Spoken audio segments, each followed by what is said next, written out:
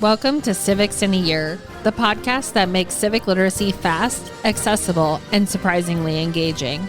In just 10 minutes an episode, we'll tackle one of 250 essential questions about American democracy, how it works, why it matters, and what it means for you. Whether you're a student, a teacher, or just someone who wants to better understand your country and your rights, you're in the right place. Civics in a Year is powered by the Civic Literacy Curriculum from the Center for American Civics and is produced in partnership with the School of Civic and Economic Thought and Leadership at Arizona State University.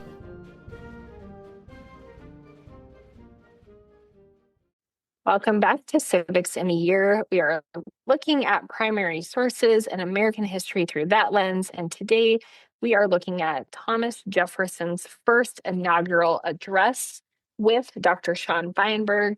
Dr. Beinberg, we're looking at this. What is happening when this document is written? When we talk about these early inaugural addresses, right? I think now we think like the first time the president speaks, he's speaking. But did Thomas Jefferson actually speak this address, or was this meant to be only written and read? So this one is actually one of the things I'm going to talk about. So I'm glad that you mentioned this. So this one is delivered orally. Jefferson's State of the Union addresses, he switches to written. But this is basically a very short 4 paragraphs. It's basically 4 paragraphs, 4 or 5. And I was actually rereading the sort of contemporary recountings of it. And they say he sort of sneaked in there quietly, talked quietly, and then sort of cleared out. He's very soft-spoken. But you raise a really important point about the way Jefferson understands politics, which is Jefferson does not like the idea of the sort of grandiose federal government quasi-monarchical imagery. And so he says the presidency is, again, one of the themes we've talked about a lot with the earlier ones. The president is supposed to primarily be an implementer and administrator of Congress as the primary thing. And so this vision of the sort of imperial president roaming in here and everyone like groveling before his feet and standing and sitting and wearing silly colored shirts to protest or whatever. Like this is not something he's good with. So he does switch to State of the Union addresses being written, which remains the norm until Woodrow Wilson, who reverses it, basically the inversion of Jefferson's reasoning, because he wants to make the president look cool and strong and imperial and the leader of the United States government. So Wilson switches that. So this address is orally delivered, but basically the rest of what comes out of Jefferson is written because he has this vision of the presidency not as grandiose. So great question. Well, because I know that when we talked about, and I know Professor Carice has talked about this too, is the farewell address by George Washington is not meant to be read out loud. So when you read it out loud, it's kind of weird because it just wasn't meant for that. So that is why I asked that question. So it has lots of like pull quote lines that clearly sound better. Now it's distributed. It is distributed and printed very like the farewell address. Yeah. But this one is intended for oral delivery originally. So for this then, who is the intended audience and what is Jefferson trying to do with this inaugural address? Yeah. So probably back up a little bit on the context is the bitter election of the 1800 election, which is itself sort of a fallout of what we were just talking about, the divides between the Federalists and the Democratic Republicans, basically, on how to deal with the quasi-war with France. So just a little bit of context at the end of Adams's presidency. He's getting pressed by Hamilton, who wants a massive army. The depiction of this in the John Adams series, I just absolutely love. I have a couple problems with that series, but on the whole, it's really good. Adams is a sort of moderate Federalist. In some ways, he actually still is closer to Jefferson in some ways. He doesn't have this grand vision of America as this like sweeping imperial military power, this big, federal bureaucracy, these things that Hamilton is sort of flirting with. But Hamilton basically has Adams's cabinet is under Hamilton's effective control. And Adams eventually pushes Hamilton out. Hamilton is himself retired by this point, but basically he fires Hamilton's people. Hamilton, in response, writes a vicious letter torching Adams as a complete scumbag, mostly being vain. But and then at the end he says, but we should still probably support him anyway, although he probably seems to want Adams's vice president or Adams's other co-nominee as the leader. And so the 1800 election is really divisive. And we end up with the sort of the freak scenario of before the 12th Amendment, the top two getters of the Electoral College are the president and the vice president. And so they end up as a tie with Jefferson and Burr. And you get a whole bunch of like nasty politics where some Federalists are willing to play with Burr because they hate Jefferson so much.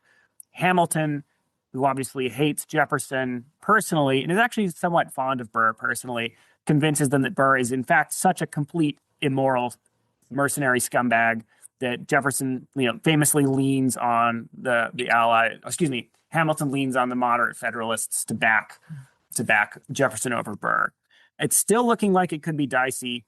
Jefferson's allies signal to the Federalists that he will leave the bank alone. He won't purge all the Federalists from office. He'll keep the Navy. So he's not just going to completely undo everything that they care about.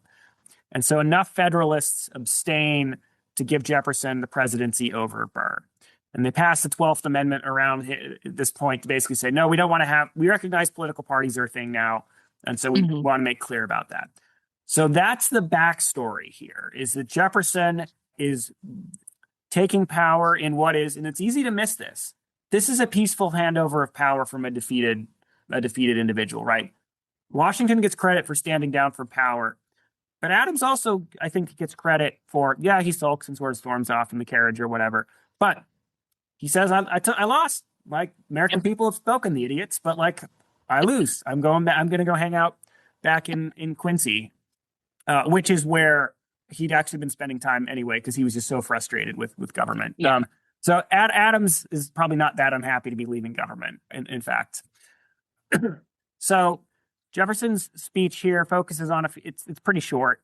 Sort of the most famous section, I think, is when he is talking about sort of the classic vision of, I won the election, everybody should come together, which is a version of this is in basically every inaugural address, pretty much. But the most famous line, and I'll just read this, is he says, every difference of opinion is not a difference of principle. We have called by different names, brethren of the same principle. We are all Republicans. We are all Federalists. And here he's being kind of clever because he's playing on the party names. But of course, everyone will say, I am a Republican as opposed to a monarchist. I'm a Federalist as opposed to a unitary person, right? So it's a clever play. And then he says, if there are any among us who wish to dissolve this union or change its Republican form, let them stand undisturbed as monuments of the safety with which error of opinion may be tolerated, where reason is left free to combat it. So, like, if there are some secessionists or monarchists, like, we'll leave them alone because, like, we're such a free cult. We're a free people. Now, this is a slightly disingenuous line from Jefferson because he had been flirting with secession if the elections had gone bad in some of his letters to Madison and others. So I guess he was saying we should have tolerated him too if it had gone the other way around. So Jefferson takes office, and he has Congress as well. And it's worth emphasizing, many historians think that one of the, if not the pivotal cause of this is in fact backlash to the Sedition and Alien Acts. That this had been something that was passed, it had a sunset. Jefferson and crew very much signaled they were against this, and seemingly the American people backed them on this. Or at least the state legislatures are doing much of the picking, but they're still elected by the people indirectly, et cetera, right? So I guess the question would be, does Jefferson actually follow through on this? So his audience is all of the American people. I mean, strictly speaking, it's the people assembled in this, but it's basically the American people. Yeah. And particularly embittered Federalists. What happens when he takes power? Well, the Jeffersonians move to close down the Supreme Court temporarily, and they do. John Marshall and friends basically get a vacation for a year, which the Supreme Court says is constitutional over the protests of several of their internal members. But Marshall isn't going to fight it. Again, going back to my drum I beat, that Marbury v. Madison is not a sweeping assertion of judicial power, because they hand that down at the same time. They say, yep, see you guys in a year. Close us down. That's fine. The Jeffersonians eliminate the appellate judges, which is, I think, quite unconstitutional. You can maybe reassign them. You can maybe leave them benched or something, but they have that. There is a guarantee of good behavior, life tenure under the Constitution. And at one point, Jefferson's allies moved to impeach the Supreme Court Justice Samuel Chase, who is admittedly a jerk and admittedly on the bench is basically saying, heck yeah, let's use the Sedition Act against these traitorous Jeffersonians. So it's not unreasonable that they would dislike this fellow.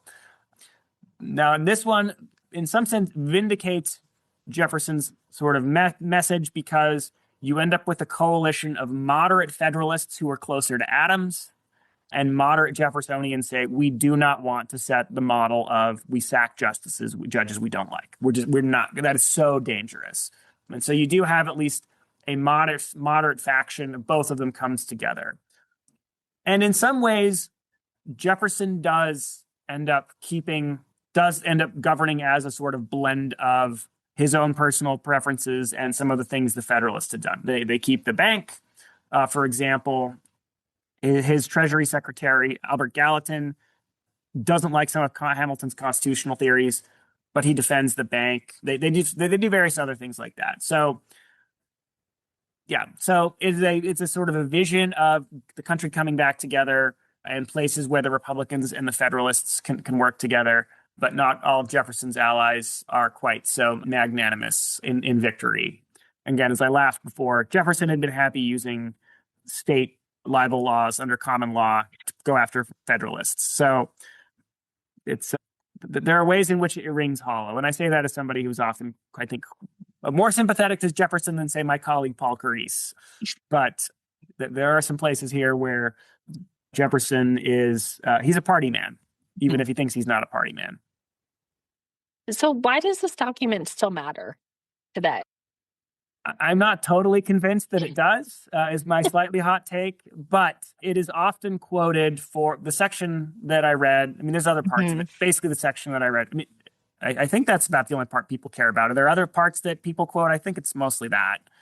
I think the quote on civic virtue, where he says, and can the liberties of a nation be thought secure when we have removed their only firm basis, a conviction in the minds of the people that these liberties are a gift of God? So, I mean, that's a true sentiment. I agree with all of that. People agree with all of that. It's fairly sort of generic and platitudinous, which is why it doesn't sort of jump out at me.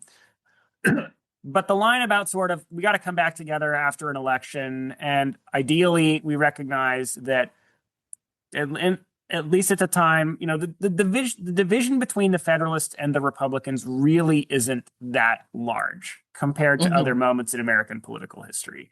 So I think I don't like the sort of election's over, let's pretend we don't have disagreements. Like Tocqueville explains why that's a bad idea. Yes. It's wrong descriptively and it's wrong normatively. But the idea that we should keep some perspective and say, what are we actually disagreeing about? And is the scope of this disagreement sufficient that like now we're talking about dissolving the Union, for example? Like maybe there comes a point when that's true, but like that's a bell you can't unring. So the Jefferson inaugural address, I think, is useful as a sort of a call to sort of pause and say, what are we actually disagreeing about? How fundamental is that disagreement? Are we really going to destroy the Union, in this case, over a disagreement about the bank and the now expired Sedition Acts? Like, probably not. All right. Well, thank you very much, Dr. Weinberg. And we're going to get into another Jeffersonian thing on our next episode and talk about the Louisiana Purchase. So make sure you join us. Thanks for joining us on another episode of Civics in a Year. If you enjoyed this episode, be sure to subscribe and share it with someone who cares about a constitutional republic as much as you do. For more episodes, resources, and updates, follow us on social media or visit us at civics.asu.edu. Make sure to check out the show notes for any relevant links. Special thanks to the United States Marine Band for their performance of the Stars and Stripes Forever.